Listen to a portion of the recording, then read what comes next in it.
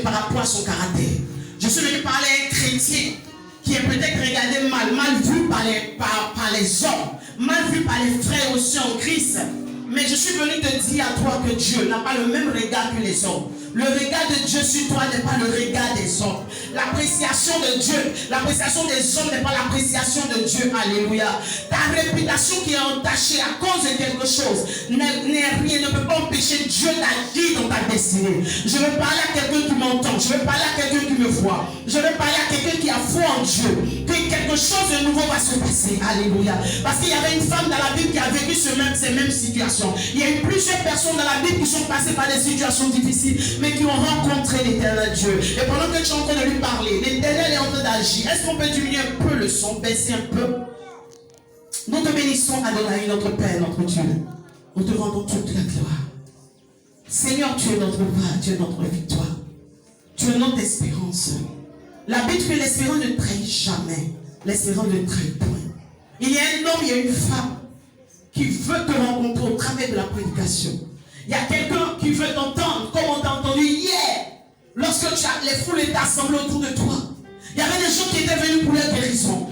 C'était venus pour la délivrance. D'autres étaient venus simplement pour que les joies soient renouvelées. Il en est de si, car tu es le même hier, aujourd'hui, éternellement. Ce que tu as fait hier, Seigneur, tu le reproduiras aujourd'hui, c'est certain, et tu le feras demain. C'est pourquoi je crois fermement, je crois formellement, et je crois sûrement que quelqu'un repartira d'ici totalement libéré. Quelqu'un repartira d'ici totalement consolé. Parce que tu es le consolateur. Admirable conseiller, Saint-Esprit de Dieu. Toi la vie créée de Dieu. Toi le merveilleux Seigneur. Toi qui te tiens sur la tête dans cette salle. Toi qui es en train de toucher ce frère, toucher cette soeur. Toi qui es en train d'opérer. La Bible dit que si nous sommes seulement deux, nous sommes deux. Ou trois que nous sommes assemblés, tu es au milieu de nous. Nous sommes plus que deux ou trois personnes. Et je sais que tu es là, Saint-Esprit. Et là où tu es là, est la liberté. J'ai la certitude que quelqu'un repartira totalement libéré. Libéré d'une pression, libéré de l'oppression, libéré de la dépression, Seigneur. Merci parce que ce matin, tu fais du bien à quelqu'un. Est-ce que quelqu'un peut dire Alléluia? Alléluia, Alléluia. Est-ce qu'un adorateur peut monter? Il peut dire gloire à Jésus. Gloire à Jésus, gloire à Jésus. Les prêts ici représentent. Alléluia. Est-ce que tu es là ce matin? Est-ce que tu es là ce matin? Il y a lui, Amen, amen. Ce matin, quand je passe, c'est Luc 7, le verset 36 à 50. Alléluia, c'est un peu long. Je ne sais pas si on doit le lire ou pas. Bon, Luc 7. Luc 7.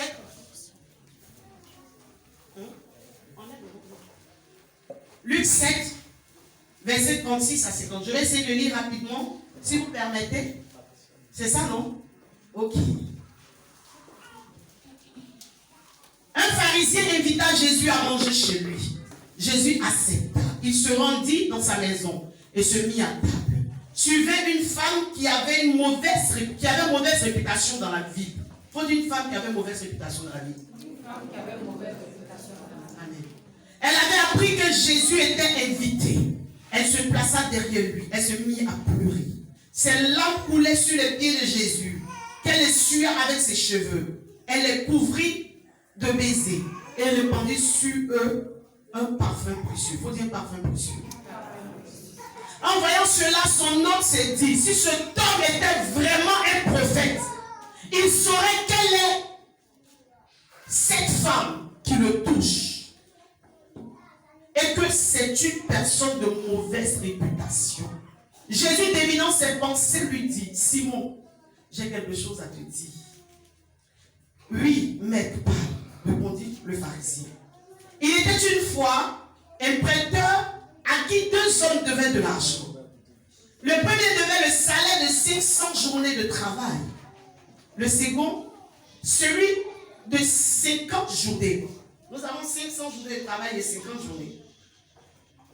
Comme ni l'un ni l'autre n'avaient de quoi rembourser leurs dettes, il en fit cadeau à tous les deux. À ton avis, lequel des deux aura le plus de reconnaissance envers lui? Je suppose, répondit Simon, que ce sera celui auquel il a fait le plus grand cadeau. Tu as bien fait. Tu as tout à fait raison, lui dit Jésus. Puis, montrant la femme, il continua. Tu vois cette femme? Eh bien, quand je suis rentré dans ta maison, tu ne m'as pas apporté de l'eau pour laver mes pieds. Elle, par contre, me les a arrosés de ses larmes et les a essuyés de ses cheveux. Tu ne m'as pas embrassé, mais elle, depuis que je suis entré, elle n'a cessé de couvrir mes pieds de baisers. Tu n'as pas versé d'huile parfumée sur ma tête, mais elle a répandu un parfum précieux sur mes pieds. Dans ces conditions, Simon, crois-moi, ses nombreux péchés lui ont été pardonnés. C'est pour cela qu'elle m'a témoigné tant d'amour. Mais celui qui pense avoir peu de choses à se faire pardonner ne manifeste que peu d'amour. Puis, il dit à la femme, tes péchés te sont pardonnés. Les autres invités commencèrent à se demander, qui est donc cet homme qui ose pardonner les péchés? Mais Jésus dit à la femme, ta foi en moi, c'est ta foi en moi qui t'a sauvé. Rentre en paix chez toi. Quelqu'un peut dire amen de foi.